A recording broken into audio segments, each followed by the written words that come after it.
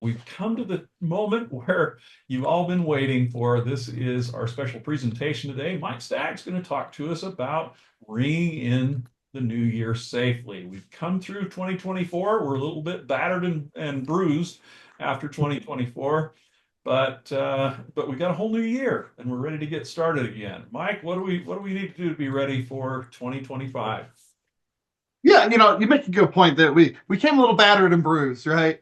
And I think that's where we can look back on 2024 and we can look at some things to make ourselves better for this new year. A lot of us, we set these New Year's resolutions and goals and things like that for the new year, whether it's to get more healthy, to play more pickleball, to have other goals, to eat healthier, to be more spiritual, whatever it is. We set all these specific goals for ourselves personally. I think it's a good time also to set a goal for this new year for us in our organizations around safety. And the best thing I think a lot of times we can do when setting goals is to look at past performance. As we look at past performance, we can gain an understanding of where we were and then where we want to be and where we want to go. Okay. So that's what we're going to do today. We're going to look at last year.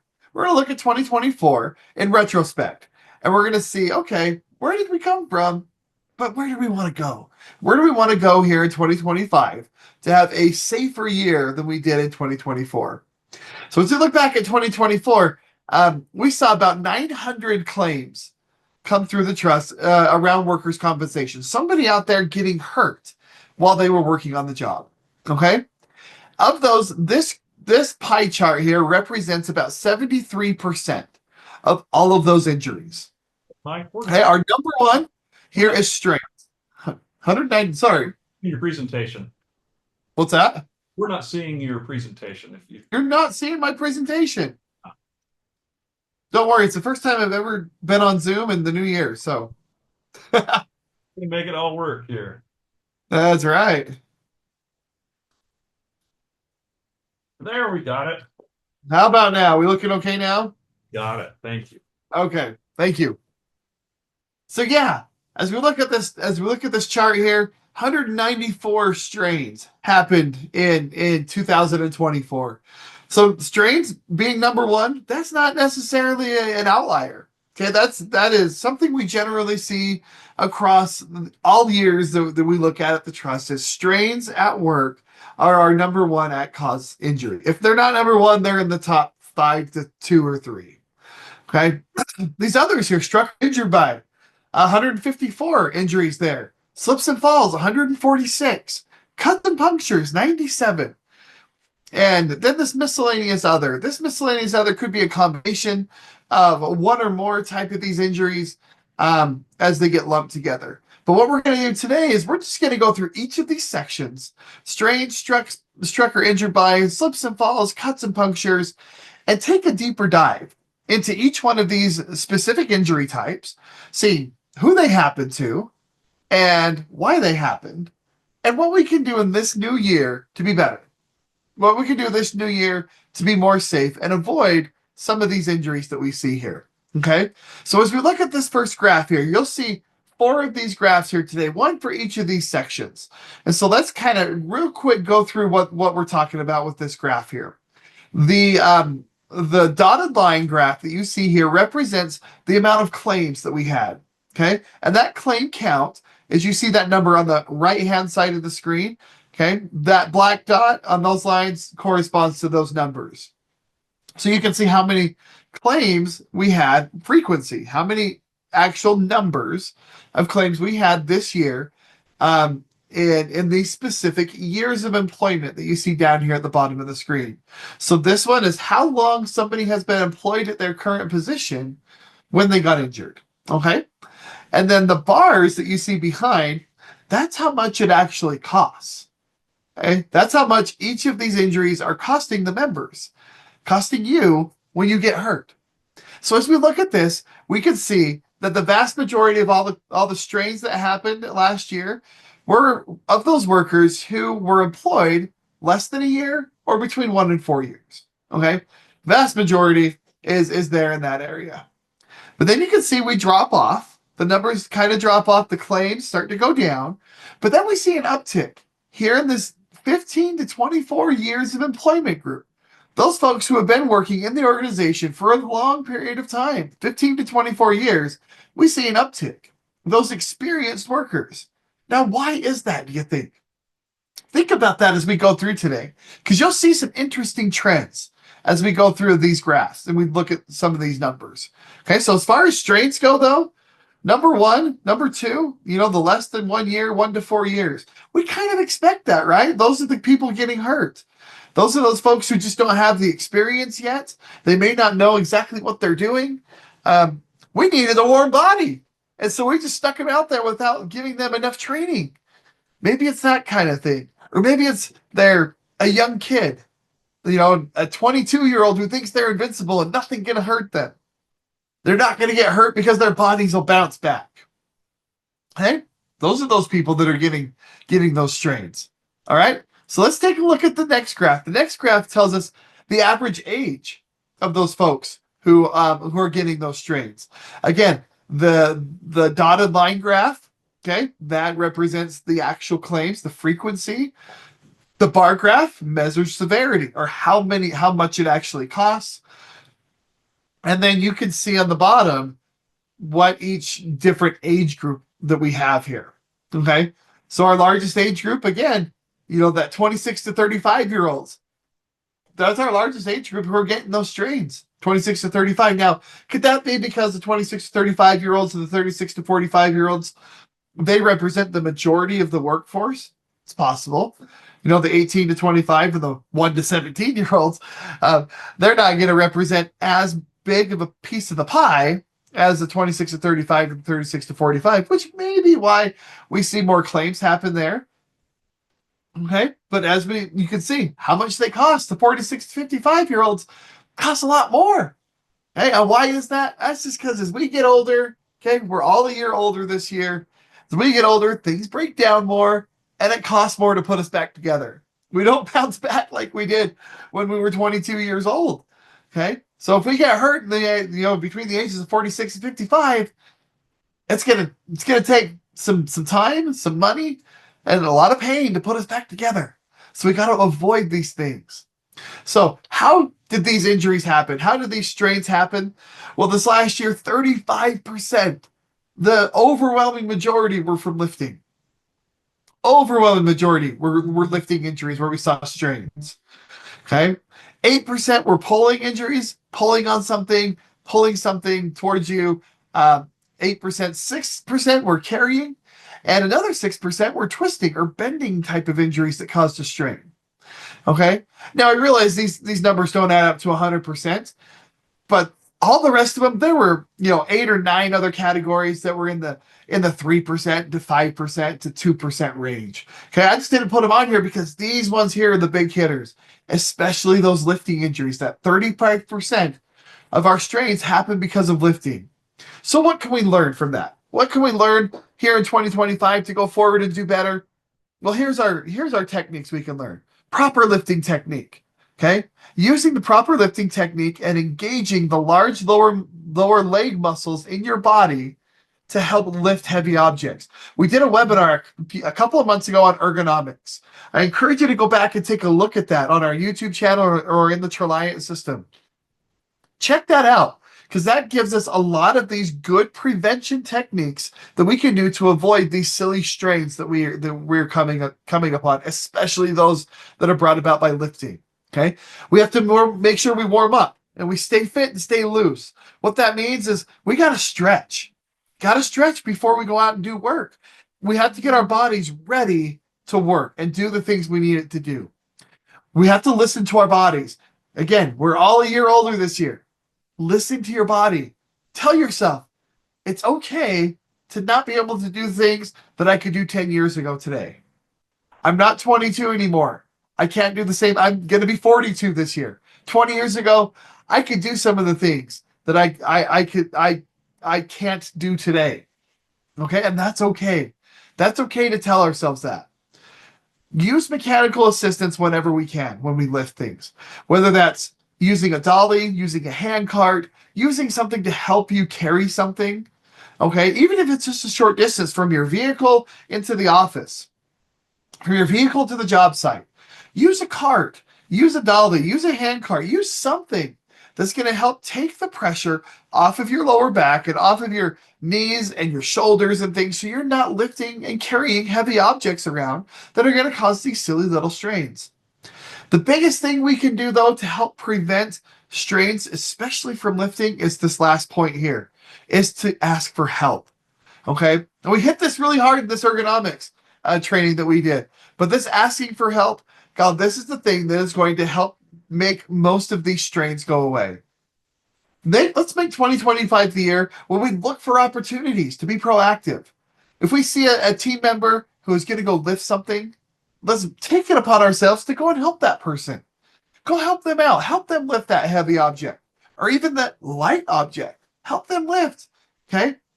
Help them do things to help protect themselves, protect you, and so we can have a safer year. Asking for help is a huge thing that we can do in order to prevent these silly strains that we come across. Now let's talk about getting struck by things. Struck or injured by objects. This is our number 2 in 2024. All right. And as we look at the graph, look at the numbers. They follow the same trend. Less than a year and 1 to 4 years, that's the people who are having the most accidents. But then as the numbers drop off, but then 15 to 24 years again, we tick back up. Keep thinking about that. Keep formulating why might that happen.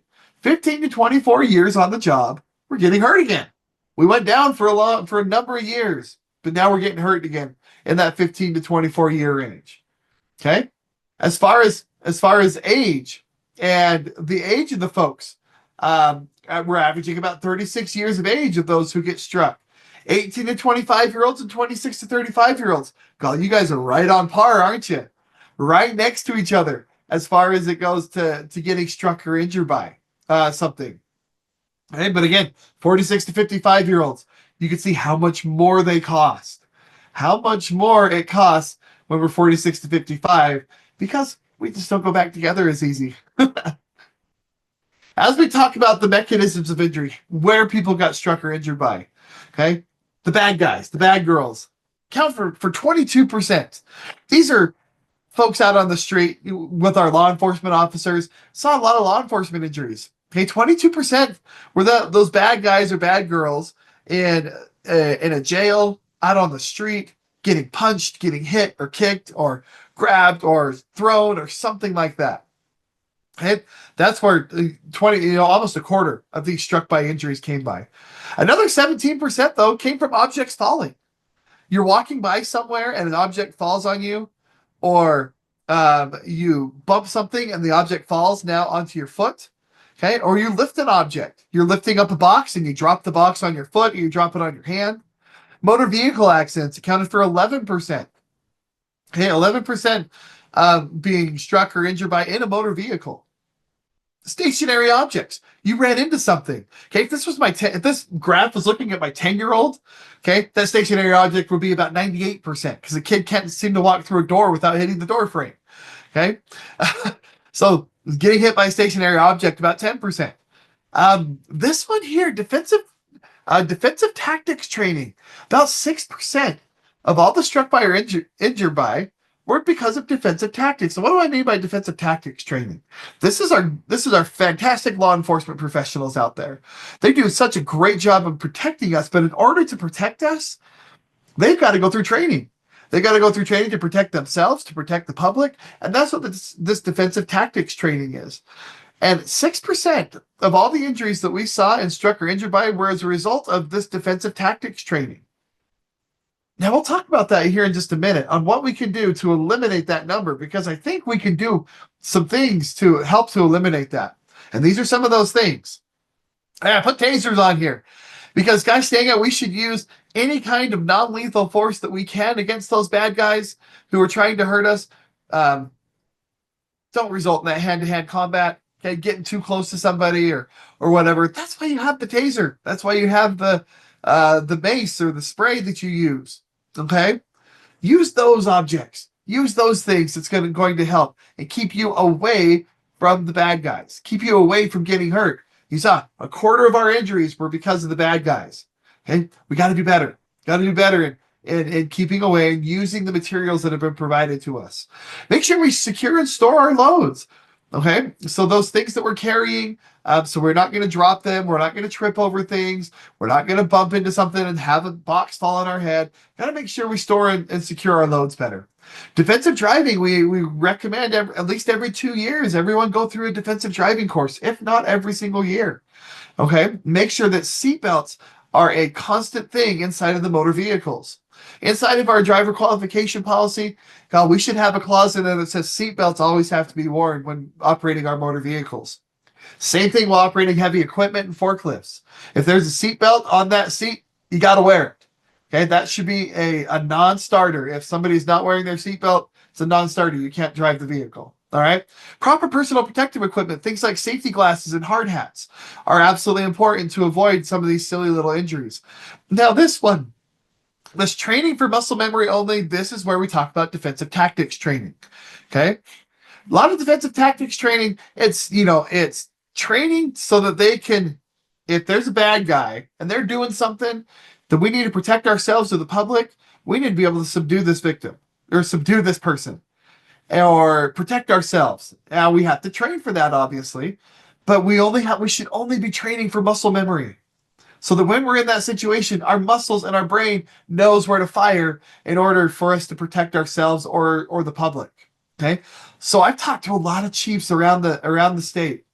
And every single one of them has advocated for when we do defensive tactics training, it has to be less than 50% intensity because we're just training for muscle memory. Otherwise, we're going to get hurt because you have a 55-year-old assistant chief who is out to prove to the 22-year-old hotshot that they can still do it, that they can still take them down, okay, that they can still be the big dog in the yard.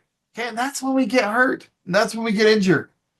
Okay, let's take it upon ourselves this year to train for muscle memory only, that less than 50% intensity, because gosh, we don't want to be hurting our own people, because that's what we're doing here. In this defensive tactics training, we're just hurting our own people. And that just creates more work and more stress for everybody involved in the department, because now we've got to cover Joe's shifts who are out. Okay? Let's talk about slips and falls now. As we talk slips and falls, again, graphs look the same, don't they? Okay, numbers are high in the less to one and 1 to 4 years of age, or less than 1 to 4 years on the job. Then we drop down, but 15 to 24 again, we tick back up. So let's talk about why that is. If you thought about that, why you think in this 15 to 24 years on the job, are we seeing upticks in all three of these categories? Slips and falls, strains, and struck or injured by things. Yeah, I think it's complacency, right? People get complacent 15 to 24 years on the job thinking, I've done this 100,000 times. I know a better way. I know a more efficient way. I don't have to wear my PPE because I'm only going to do this for 3 seconds and I've done it 100,000 times. So when we get complacent, then we get hurt. Here's the data that says that. The data says 15 to 24 years on the job, or when we're the experienced people, the people who shouldn't be having the accidents because we know how to do it. And we know how to do it right because we're still here. We're getting hurt because we're taking those shortcuts. Okay? And then as we look at here, as we look at the average age, 43 years of people who are slipping and falling. Here, over 55, those are our largest category of people who are slipping and falling. This is the only area where those younger folks, 18 to 25 and the 26 to 35-year-olds, don't lead the pack. Okay, this is our older individuals, our 55 and over, our more experienced people. And I think that's because how we get older, we lose some coordination and some balance and some sight, and we have more slips and falls. Okay, so we need to protect ourselves. We need to do it right. When we talk slips and falls, how do they happen? Well, 23% happen falling on the same level. You're walking in your office and you fall on the ground. You're walking out on the street and you fall. Okay, 17% were as a result of snow and ice. Not removing snow and ice and slipping and falling there. 12% uneven surfaces. These are things like sidewalks with with deviations that we're tripping on. That we have crossing guards stepping off the curb and rolling their ankles. Okay, holes and openings 7%. These are things like manholes and sewer vaults and things like that we're falling into. We're falling into holes and openings. Okay, falling downstairs 4%. Okay, ladders 4%. Liquids or greases 3%. Slip or trip hazards 10%. These are hoses, ropes, cords, stuff on the ground that we're tripping over. So what can we do in this new year to prevent that? Well, we can make sure we got the proper footwear. Hey, make sure that we have good non-slip, non-skid shoes on. Maintaining your center of gravity, okay, if you're carrying objects, making sure you keep those objects close to your body. Maintain 90-degree angles on your arm into your elbow, onto your forearm, so you can keep that load close to your body and maintain that center of gravity. Always maintaining 3 points of contact: 2 hands and a foot and 2 hands. Teeth and a chin, they don't count. Okay. Make sure you don't block your vision. If you're carrying something, don't block your vision. Umbrellas. Think about umbrellas on a day like today when it's snowing or sleeting. Having an umbrella that kind of blocks your vision, that can make you more prone to a slip and fall. Okay, know your surroundings and know what's around you. Know if there's a manhole cover missing or a hole in the ground. Know if there's a cord on the ground that you've got to take care of. Okay, and pick up. Proper ladder safety is important because we have to look at ladders. We saw 4% of the accidents happen because somebody fell off a ladder. Jason did a fantastic webinar last year on ladder safety. Go and search that on our YouTube channel, and that's a great one to do this new year as we look at ladders. Using handrails, as I looked at the claims that came through as a result of somebody falling down stairs, almost 100% of those claims could have been prevented by using the handrail. Okay, if you just use that handrail, just use it. That's what it's there for. Okay, doesn't mean you're old. Doesn't mean you can't navigate the stairs. It's that 3 points of contact. 2 feet. I got a hand on the handrail. I'm using those 3 points of contact to help me get down those stairs. Okay. Now let's talk about cuts and punctures. Cuts and punctures. Okay. Again, same kind of trends. Okay. Less than a year, 1 to 4 years on the job. Those are the folks who are getting injured, who are getting cut and punctured. Okay. Then it drops off again. This is kind of what we would expect. What about the average age? Average age, 37 years. Okay, 26 to 35-year-olds. God, those are our folks who are getting cuts and punctures. Okay. Now, how is it happening though? How are cuts and punctures happening? Well, 34% is not power tools. What do I mean by not power tools? Well, just what you see here: box cutters, razor blades, knives, things like that are not powered. 34% of the time, that's what's getting the cut. And why is that?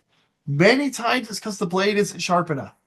Many times they're using too much force to try and make a cut. Okay, if a blade is sharp, a blade is safe. Okay, a sharp blade is a safe blade. Other cuts and punctures that we saw, 25% were lifting or moving objects. Okay, there was a protrusion out. There was something poking out of a box or something, and we were lifting it, and we got cut on it. Power tools, 7%. Assaults, 7%. Getting the bad guys, punching somebody. Dog bites, 7%. Okay, we did a webinar last year on animals and dog bites to help avoid those things. And stepping on sharps, stepping on like nails and glass and things like that. We saw about 4% of those last year. So what can we do this new year? We can do safety audits. Safety audits to help identify and correct any kind of cut or puncture issues that we may have out there. Safety audits are also very important as we look at our slips and falls. Okay, look at our sidewalk maintenance programs, making sure that we have a good program in place there so we don't have deviations in our sidewalks. Looking at our safety audits to make sure that we don't have cut or puncture hazards around the workplace. Using sharp blades, like I said, is a great way that we can avoid these cut and puncture hazards, because then we're not going to use as much force as we need to in order to make a cut. Make sure you always cut away from your body rather than cutting towards and into your body. Okay, having a sharp blade helps with that because you do have more leverage coming towards yourself rather than pushing away. Okay, so pushing away from yourself requires that sharp blade, so make sure you cut away from your body. Make sure you have those those sharps containers on hand to avoid those pesky little needle sticks. So saw about 7% needle stick injuries this last year. Okay. Proper personal protective equipment when using sharp tools is a must. Okay. Cut gloves, things that aren't going to penetrate a glove is very, very important. So let's take it upon ourselves to review our procedures this year and make sure that we're doing it the right way. Okay. So what can we do this year? Really, in summary, it all comes down to training. If you notice, a lot of these slides that we talked about, a lot of the stuff we talked about is training. Got to train better. Have to implement that training and enforce the training that is actually going on. Take a look back here at the start of this year on what kind of accidents happened in your facility or in your organization in 2024. What kind of accidents were they? And what can we do this year to avoid those accidents? What are those things that we can do to plan in 2025 to avoid those things? What kind of training?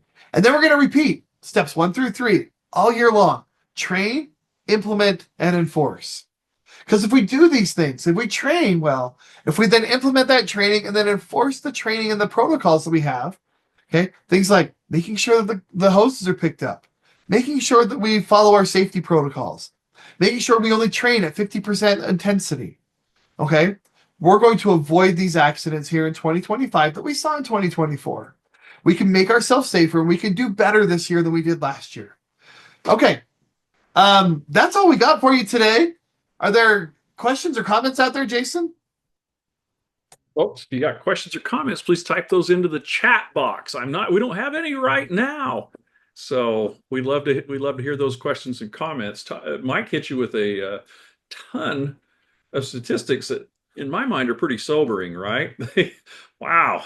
We had a fairly rough 2024, and it's something that we should probably be maybe considering. How do we change that trajectory that we're on? How do we get better in these ways? Because we all want to go home safe at the end of the day. So Jose says gracias. So so we got some thanks and from Nathan as well. And Yeah, is it de nada? I don't speak. so it looks like those are all the questions that we have. Any final words?